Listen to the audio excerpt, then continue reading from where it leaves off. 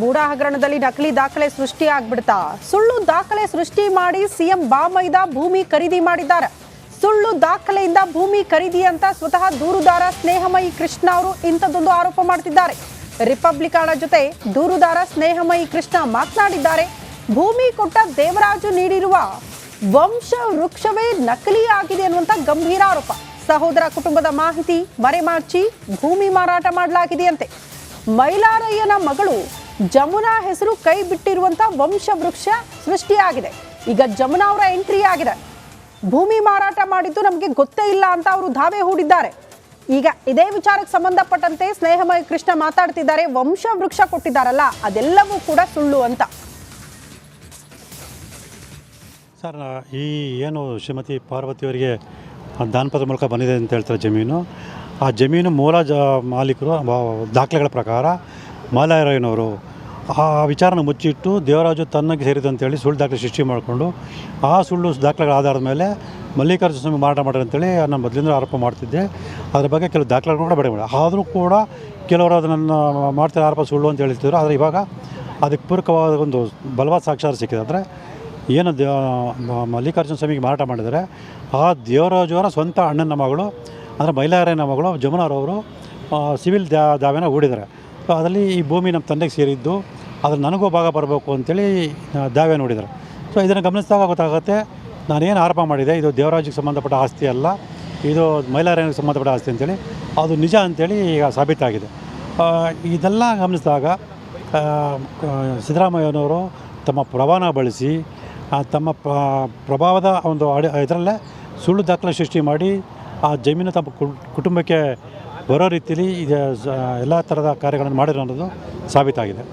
ಆ ವಂಶವೃಕ್ಷದಲ್ಲೂ ಕೂಡ ಜಮುನಾ ಅವರ ಹೆಸರಿಲ್ಲ ಸರ್. ಅದನ್ನೇ ಸರ್ ಹೇಳ್ತಾ ಇದ್ದೀನಿ.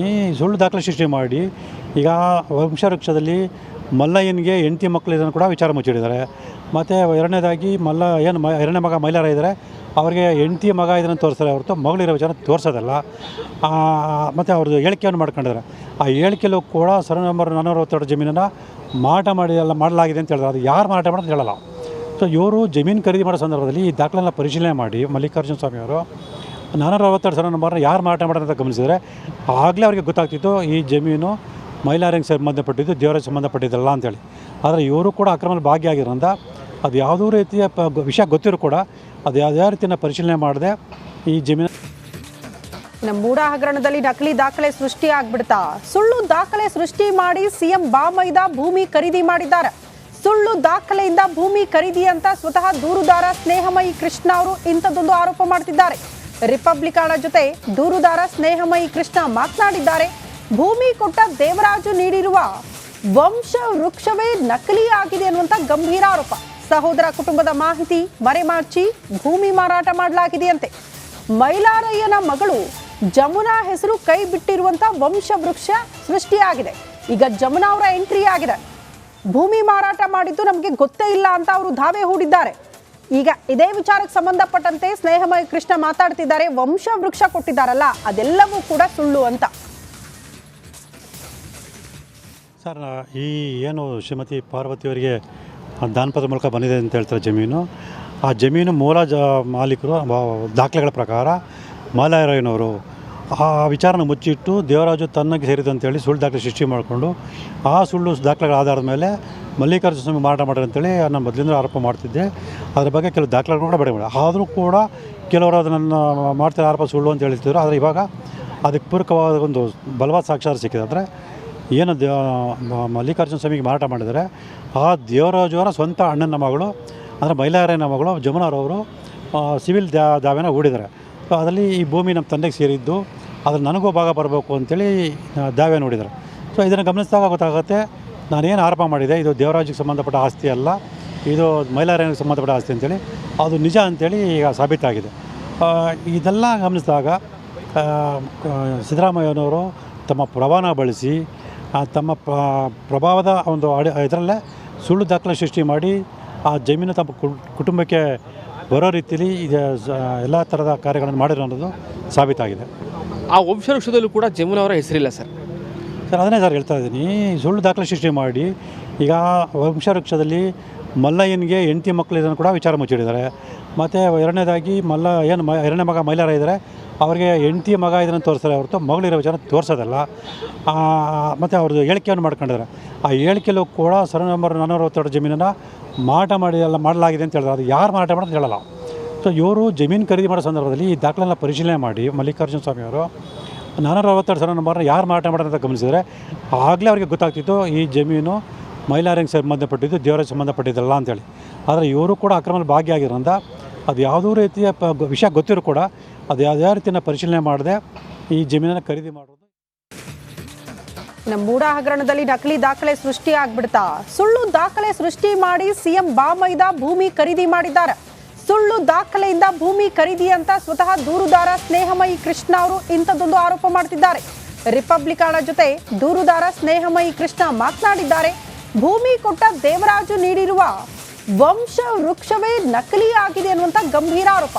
ಸಹೋದರ ಕುಟುಂಬದ ಮಾಹಿತಿ ಮರೆಮಾಚಿ ಭೂಮಿ ಮಾರಾಟ ಮಾಡಲಾಗಿದೆಯಂತೆ. ಮೈಲಾರಯ್ಯನ ಮಗಳು ಜಮುನಾ ಹೆಸರು ಕೈ ಬಿಟ್ಟಿರುವಂತ ವಂಶ ವೃಕ್ಷ ಸೃಷ್ಟಿಯಾಗಿದೆ. ಈಗ ಜಮುನಾ ಅವರ ಎಂಟ್ರಿ ಆಗಿದೆ. ಭೂಮಿ ಮಾರಾಟ ಮಾಡಿದ್ದು ನಮಗೆ ಗೊತ್ತೇ ಇಲ್ಲ ಅಂತ ಅವರು ದಾವೆ ಹೂಡಿದ್ದಾರೆ. ಈಗ ಇದೇ ವಿಚಾರಕ್ಕೆ ಸಂಬಂಧಪಟ್ಟಂತೆ ಸ್ನೇಹಮಯ ಕೃಷ್ಣ ಮಾತಾಡ್ತಿದ್ದಾರೆ. ವಂಶ ವೃಕ್ಷ ಕೊಟ್ಟಿದ್ದಾರಲ್ಲ ಅದೆಲ್ಲವೂ ಕೂಡ ಸುಳ್ಳು ಅಂತ.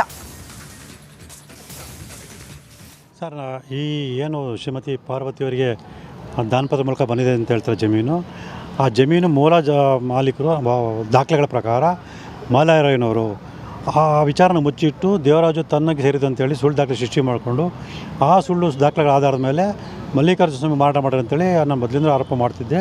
ಅದ್ರ ಬಗ್ಗೆ ಕೆಲವು ದಾಖಲೆಗಳು ಕೂಡ ಬೇಡ ಆದರೂ ಕೂಡ ಕೆಲವರು ಅದನ್ನು ಮಾಡ್ತಿರೋ ಆರೋಪ ಸುಳ್ಳು ಅಂತ ಹೇಳ್ತಿದ್ರು. ಆದರೆ ಇವಾಗ ಅದಕ್ಕೆ ಪೂರಕವಾದ ಒಂದು ಬಲವಾದ ಸಾಕ್ಷಾಧಾರ ಸಿಕ್ಕಿದೆ. ಅಂದರೆ ಏನು ಮಲ್ಲಿಕಾರ್ಜುನ ಸ್ವಾಮಿಗೆ ಮಾರಾಟ ಮಾಡಿದರೆ ಆ ದೇವರಾಜುವರ ಸ್ವಂತ ಅಣ್ಣನ ಮಗಳು ಅಂದರೆ ಮೈಲಾರಯ್ಯನ ಮಗಳು ಜಮುನಾರವರು ಸಿವಿಲ್ ದಾವೆನ ಹೂಡಿದ್ದಾರೆ.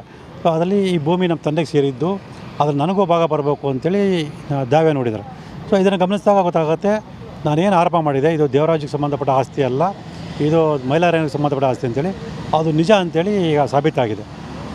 ಇದೆಲ್ಲ ಗಮನಿಸಿದಾಗ ಸಿದ್ದರಾಮಯ್ಯನವರು ತಮ್ಮ ಪ್ರಭಾವನ ಬಳಸಿ ತಮ್ಮ ಪ್ರಭಾವದ ಒಂದು ಇದರಲ್ಲೇ ಸುಳ್ಳು ದಾಖಲೆ ಸೃಷ್ಟಿ ಮಾಡಿ ಆ ಜಮೀನು ತಮ್ಮ ಕುಟುಂಬಕ್ಕೆ ಬರೋ ರೀತಿಯಲ್ಲಿ ಎಲ್ಲ ಥರದ ಕಾರ್ಯಗಳನ್ನು ಮಾಡಿರೋ ಅನ್ನೋದು ಸಾಬೀತಾಗಿದೆ. ಆ ವಂಶವೃಕ್ಷದಲ್ಲೂ ಕೂಡ ಜಮುನಾ ಅವರ ಹೆಸರಿಲ್ಲ ಸರ್. ಅದನ್ನೇ ಸರ್ ಹೇಳ್ತಾ ಇದ್ದೀನಿ. ಸುಳ್ಳು ದಾಖಲೆ ಸೃಷ್ಟಿ ಮಾಡಿ ಈಗ ವಂಶವೃಕ್ಷದಲ್ಲಿ ಮಲ್ಲಯ್ಯನಿಗೆ ಹೆಂಡತಿ ಮಕ್ಕಳು ಇದನ್ನು ಕೂಡ ವಿಚಾರ ಮುಚ್ಚಿಡಿದ್ದಾರೆ. ಮತ್ತು ಎರಡನೇದಾಗಿ ಎರಡನೇ ಮಗ ಮೈಲಾರ ಇದ್ದರೆ ಅವರಿಗೆ ಹೆಂಡತಿ ಮಗ ಇದನ್ನು ತೋರಿಸ್ತಾರೆ ಹೊರತು ಮಗಳಿರೋ ವಿಚಾರ ತೋರಿಸೋದಲ್ಲ.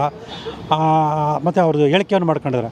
ಆ ಹೇಳಿಕೆಯಲ್ಲೂ ಕೂಡ ಸರ್ವೆ ನಂಬರ್ 462 ಜಮೀನನ್ನು ಮಾರಾಟ ಮಾಡಲಾಗಿದೆ ಅಂತ ಹೇಳಿದ್ರೆ ಅದು ಯಾರು ಮಾರಾಟ ಮಾಡೋದು ಹೇಳಲ್ಲ. ಸೊ ಇವರು ಜಮೀನು ಖರೀದಿ ಮಾಡೋ ಸಂದರ್ಭದಲ್ಲಿ ಈ ದಾಖಲೆಲ್ಲ ಪರಿಶೀಲನೆ ಮಾಡಿ ಮಲ್ಲಿಕಾರ್ಜುನ ಸ್ವಾಮಿಯವರು 462 ಸರ್ವೆ ನಂಬರ್ನ ಯಾರು ಮಾರಾಟ ಮಾಡೋದು ಅಂತ ಗಮನಿಸಿದರೆ ಆಗಲೇ ಅವರಿಗೆ ಗೊತ್ತಾಗ್ತಿತ್ತು ಈ ಜಮೀನು ಮೈಲಾರಿಗೆ ಸಂಬಂಧಪಟ್ಟಿದ್ದು, ದೇವರಿಗೆ ಸಂಬಂಧಪಟ್ಟಿದ್ದಲ್ಲ ಅಂತೇಳಿ. ಆದರೆ ಇವರು ಕೂಡ ಅಕ್ರಮದಲ್ಲಿ ಭಾಗಿಯಾಗಿರೋದ್ರಿಂದ ಅದು ಯಾವುದೋ ರೀತಿಯ ವಿಷಯ ಗೊತ್ತಿರೋ ಕೂಡ ಅದು ಯಾವುದೇ ರೀತಿಯ ಪರಿಶೀಲನೆ ಮಾಡದೆ ಈ ಜಮೀನನ್ನು ಖರೀದಿ ಮಾಡೋದು